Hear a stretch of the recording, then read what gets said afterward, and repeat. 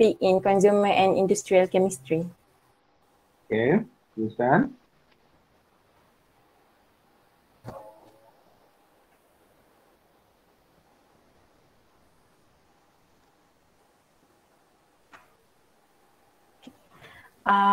The cleansing action of soap and detergent. Okay, sorry, the cleansing.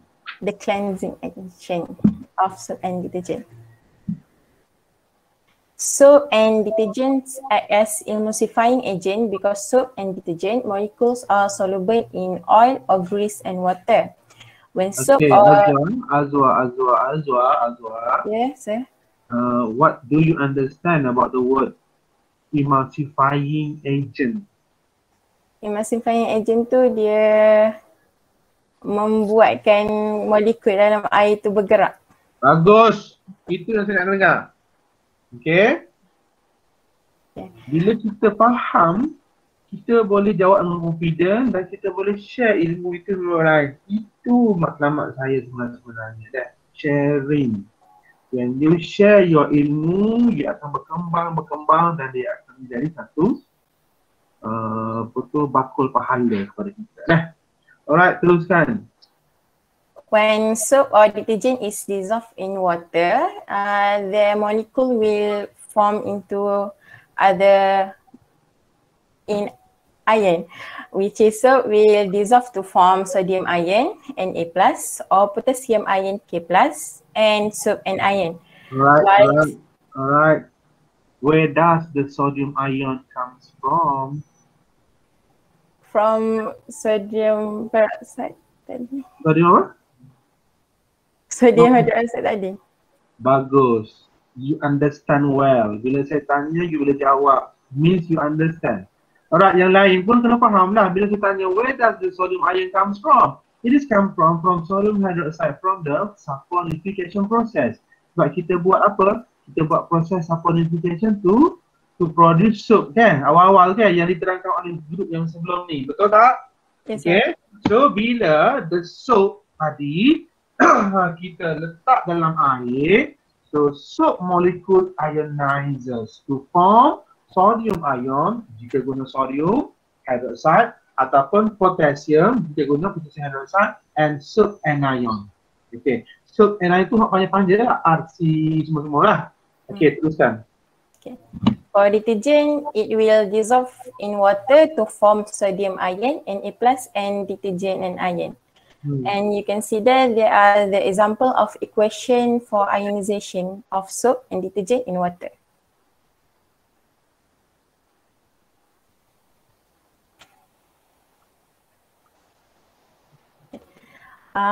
So soap and detergent and ion consist of two parts, which is hydrophilic part and hydrophobic part. Hydrophilic part is where the part is soluble in water, and the hydrophobic part is where the part is soluble in oil or grease. Okay, very good presentation Awak tengok sini. Soal ini dia jangan nak saya atas lagi. Okay. Dia tunjuk kepada awak semua the anion of soap. Cuma yang sekarang ni, okay, dia punya negatif kan, awak nampak semua tak yang negatif kat dalam bulat tu? Okay. Negatif tu awak buat, awak letak luar dia. Dia di luar. Okay, boleh? Kamu tanya Azwa, apa yang buat ni Azwa? Awak main gambar ni? Buku teks sir. Buku teks? Ya, kau buku teks lukis gitu. Saya tak sure lah buku teks. Muka 173 sir, yang ke atas. Figure 5.8. 173. 173. Okay, tak apa. Mungkin buku teks tu silap. Yang negatif tu duduk luar lah. Duduk luar. Okay. Kepala dia tu duduk luar. Okay, dia terpisah. Dia terpisah lah. Okay. So sekarang ni, okay, yang kepala dia tu dikenali sebagai hydrophilik, yang ekor dia tu dipanggil sebagai hydrophobic. So, okay, teruskan.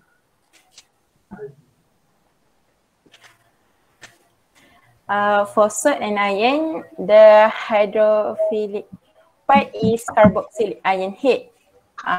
That I explained tadi, it's soluble in water. Sekejap. Ini kita jam kan? Ini soap kan?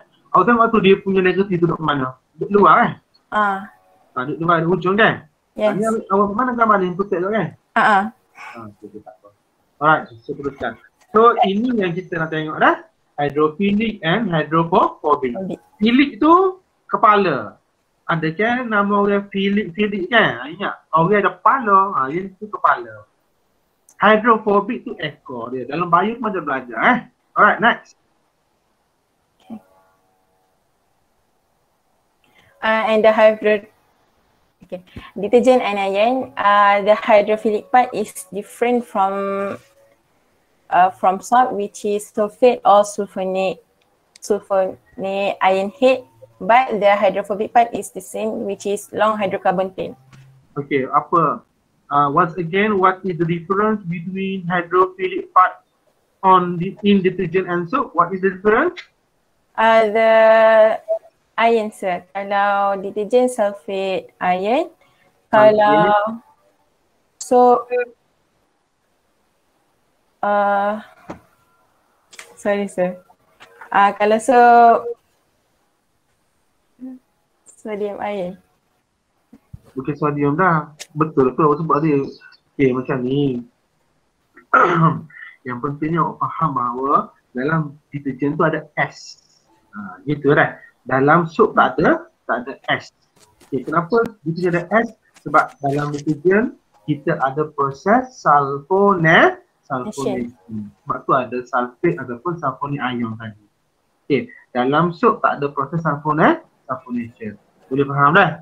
Okay, so aku nak kenal dia punya molecule of detergent and soap ni macam mana, tengok ada S tu, yes, detergent. Boleh Okay, next terus. Okay, sekarang I will give the presentation to Anis. Okay, so now I will explain how soap or detergent as a cleansing agent to remove dirt from a clothes. Okay, first of all, when we add soap or detergent into water, it will reduce the surface tension of water. Okay, apa yang faham tentang reduce the surface tension of water ni? Siapa ni yang present ni? Anis, sir. Apa tak nampak muka awak ni? Guna iPad, sir. Okay, so apa yang awak faham tentang reduce the surface tension of water? Macam kita tahu, detergent and soap ni consist of hydrophobic and hydrophilic part. Okay, so saya nak tanya awak ni, biar mudah. Apa maksud soap ini ataupun ini reduce the surface tension of water? Apa yang awak faham?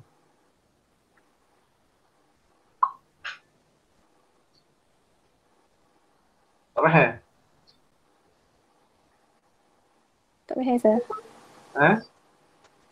Mudahnya, bila dia kata reduce the surface tension of water ni, dia mudah menenggelamkan air dalam air tu lah. Okay, dia mudah membasahkan kain dalam dia punya bekas tu. Okay, itu maksudnya reduce surface tension of water. Okay, next. Okay, the second, the free moving soap and iron or detergent and iron produced when soap or detergent ionized in water. As you can see here, the negative part is the soap and iron or detergent and iron, while the positive part is sodium and potassium ion. Apa jadi pada positive charge sodium or potassium tu? Apa daripada dia? Dia duduk dalam air je, sir. Dia tak ganggu pun cleansing action tu. Okay, bagus. Okay, next. Kau dengar tak ni dengan gambar present? Dengar agaklah. Kantoi. Tak apalah. The hydrophilic parts of soap and ions or detergent and iron dissolve in water because it's soluble in water.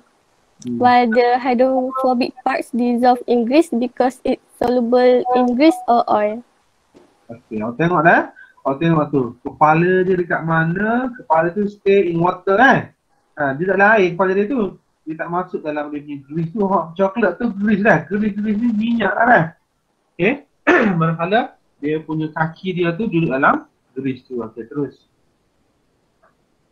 Okay. The grease pull away from the surface of the cloth caused by the movement of water during scrubbing and agitation. Ada apa-apa yang Maksud ha, Maksud scrubbing ni macam proses kita rub something to clean them. Usually kita guna brush and water. dia lihat gambar ni ke? Ada dah sini sir. Ada dah. Okey, bagus. Kalau agitation ni when you stir something briskly or fast. Kalau orang tahu kan, apa tu? Ini cerita lah kan. Tahu kan masa dekat universiti, bukan saya lah. Kisah benar tu, bukan saya, kawan saya kan. Alright. Lelaki lah. Kalau perempuan tu jadi dia langsir lah. Lelaki ni most of them dia malah nak basuh. Duduk asrama kan, duduk hostel kan. Macam saya ni, macam kita ni tak pernah kita biasa duduk hostel daripada sekolah formal lagi. Jadi basuh tu dah jadi rutin kita 7 minggu dah. Jadi ada budak-budak lelaki ni dia malah basuh. Secara dia nak basuh dia ialah sangat-sangat simple. Dia guna konsep mesin basuh dekat hostel tu. Sebab tak ada mesin basuh kat zaman saya. Dulu ni ada mesin basuh kan. Kau guna coin ke apa ke, dulu ni bawa ada. So apa dia buat tau? Dia letak air dalam baldi, dia masukkan deterjen dalam air itu, okay, dia larutkan macam tu, okay, dia masukkan baju dia satu persatu. Ada 5 baju dia masuk tu. Apa yang dia buatnya adalah dia masuk basuh-basuh tu, dia ambil batik nyapu, dia pun kucar kain dia tu dengan batik nyapu, berung. Saya buat kau basuh kain ya? Basuh kain gitu. Dia kata, memang macam basuh kain buat gini, sopor lah dia kata. Bukannya kita bergurung. Itu maksudnya agitation lah. Kan ni? Gitu dia dah.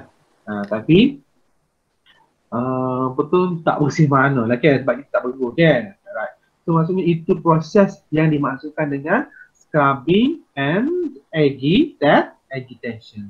Okay, mechanical action lah. Tindakan mechanical kepada pakaian tadi. So nanti masuk kat universiti nanti terdesak awak gitu lah. Jangan juga. Okay. Alright, next. Okay, next the hydrophobic part of soap and ions or detergent and ions surround the grease. And the grease float to the surface of the water. Bila dia masuk dalam tu dia terangkat lah kan? Dia ciberu dia terangkat lah. Okay, bila dah float on the surface of water tu, apa dia buat? Apa yang berlaku seterusnya? The grease will break into small droplets. Dia ada kecil-kecil kan? Okay, next. Yeah. Dia akan The small droplet will not reattach to the surface of the cloth due to repulsion of negative charge of the hydrophilic part on the surface of the grease. Kejap, awak tak record ke ni? Tak dah sir. Cakap dah. Okay, good. Terus? The droplet are suspended in water forming an emulsion. Raising the water cause the surface of the cloth to become clean because the grease droplet are left the water. Alright. Okay. So now I will pass to Nur Arifah.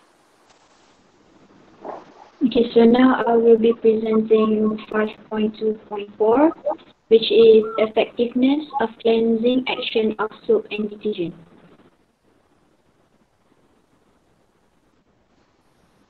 Okay. First of all, water that contains calcium ions, Ca2+, and magnesium ions, Mg2+, is called hot water. Soap and iron combine with the cation to form insoluble salts called scum.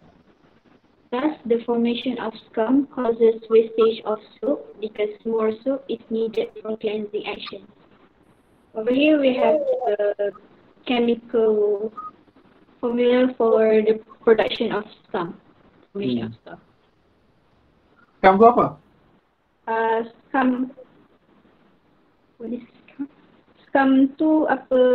Insoluble salt. Insoluble salt, okay. Maksudnya dia adalah precipitation kan? Mendakan lah kan? Dia pecah lah. And this next slide please.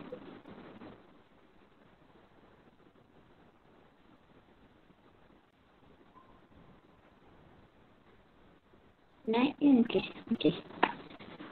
For detergent, it's the same for hot water. Soap and iron will, but however, detergent and iron should be combined with the cat iron to form soluble salt.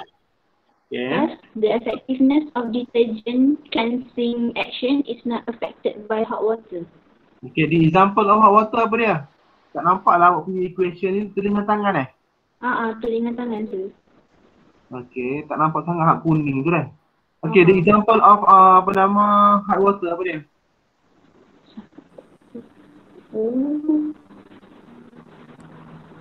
Tak tahu tu. Tak tahu. Tak tahu? Okay, pertama kali awak semua kena faham hot water, the meaning of hot water. Hot water is a water that contains calcium ion and magnesium ion, which is mineral lah. Yang banyak lah kan. Bukan air mineral, jenis tu tak. Okay. So, contohnya air perigi. Dah sebab dia keluar daripada mata air tu kan. Alright, so air perigi daripada bawah tanah. Air laut, of course lah kan. Okay. Sometimes air sungai dah. So, dia adalah merupakan contoh tu adalah merupakan contoh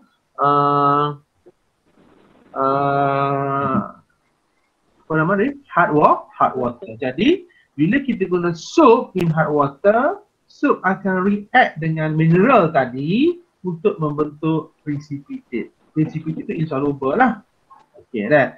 Tapi bila kita guna detergent, okay, dalam hot water, so detergent tadi dia tak ada masalah, dia boleh react dengan hot water tu dan dia membentuk soluble salt. Maksudnya dia efektif lah dalam hot water. So maksudnya kita tak boleh guna soap dalam hot water. Kita hanya boleh guna detergent dalam hot water. Alright, teruskan. Okay. The next part is the experiment, but I don't explore more about the experiment, the one in the... Biar dulu yang ni, the next. Nanti kita buat kat sekolah. Okay. So now is the table for comparison of effectiveness of cleansing of soap and detergent. Okay, bagus. Awak buat comparison This is table macam ni. Okay, right. The comparison is by three aspects, which is the first one, effectiveness in soap water. First of all, soap is effective as cleansing agent, and detergent is also effective as cleansing agent. For the second aspect, effectiveness in hot water. Soap is less effective due to the formation of scum, meanwhile detergent is more effective because no scum is formed. And the final aspect is the effectiveness in acidic water. Soap is not effective due to the formation of insoluble organic acid, meanwhile the detergent is effective because the organic acid form is soluble. Okay. That's all from my part. I will give the turn to Natasha.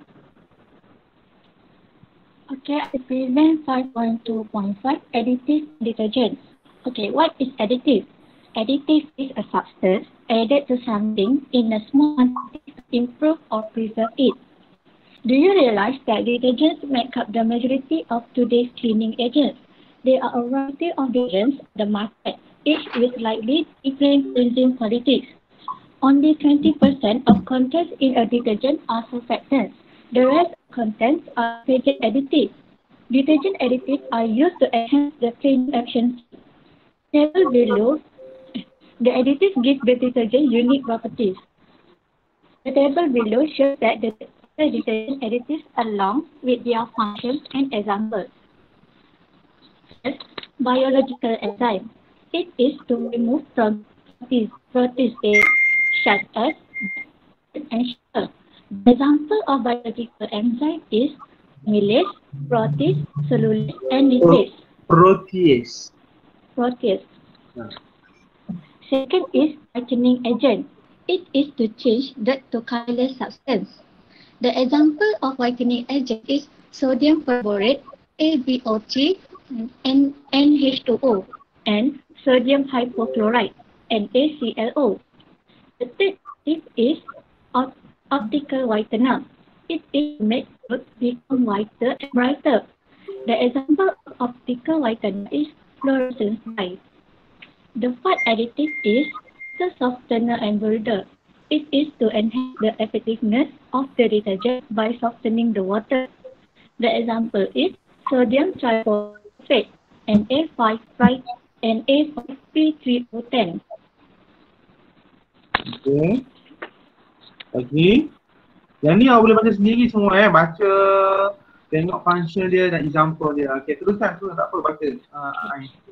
The fifth additive is foam control agent. It is to control the foam formed by the detergent. The example of foam control agent is alkyl monoethanolamide. The sixth additive is anti-suspension agent. It is to prevent the dirt from redepositing to the clothes. The example of anti-suspension agent is sodium carboxyl methyl cellulose. The sixth additive is fragrance. It is to enhance the fragrance of the detergent and fabric. The example is jasmine and lavender. The last additive is drying agent. It is to ensure that the detergent powder is always dry in its container. The example is sodium sulfate, NaCl4, and sodium silicate, Na2SO3. Okay, which one is better? Detergent or soap? Of course, detergent is better. Detergent maintains its cleaning power better than soap over a long period of time. For household managers who are looking to economize, this means they can purchase the larger size of detergent at a lower unit cost and not have to worry that cleaning ability will subside while in storage. Detergent consumes fewer natural results in the manufacturing process than soap. Detergents are primarily made from synthetic materials, while soap is comprised of vegetable oils and fatty acids. In a time where environmental concerns are high and vegetable oils